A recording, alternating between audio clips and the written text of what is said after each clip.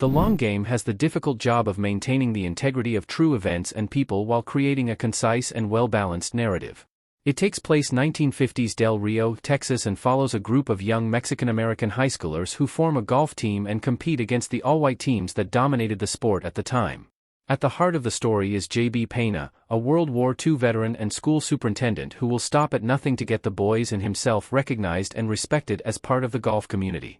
Like many of the best sports movies based on real-life events, The Long Game is aware of the strengths and weaknesses of its genre. There is heavy material woven through the story, and the serious instances of violence and racism are treated delicately. However, The Long Game has no intentions of being a morality tale and is most concerned with the hard work and joy the characters find through each other and the game of golf.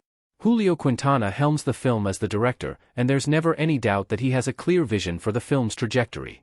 Fast pacing and high energy keeps the long game story moving. The film rarely drags or lingers on a scene.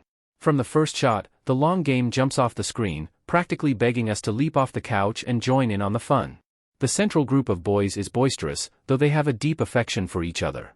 Their dynamic, in the beginning, is endearing, and this sense of friendship and belonging within their group is an enduring aspect of the movie. Quintana understands youthful exuberance well, but the subdued resignation of J.B. Hernandez is just as compelling.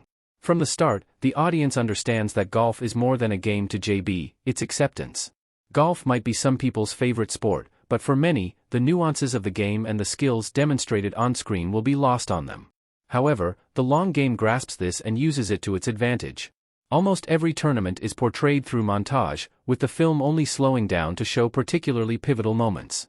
This has its pros and cons, as it means the game of golf never has the chance to be viewed as boring by the audience, but also that none of the games carry enormous weight within the narrative.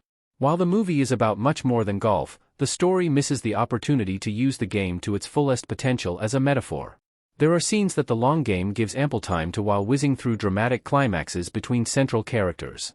Character motivations can get lost in the story's pace, namely with Joe, Julian Works, and Frank, Dennis Quaid, the two characters who serve as foils to J.B. and round out the narrative.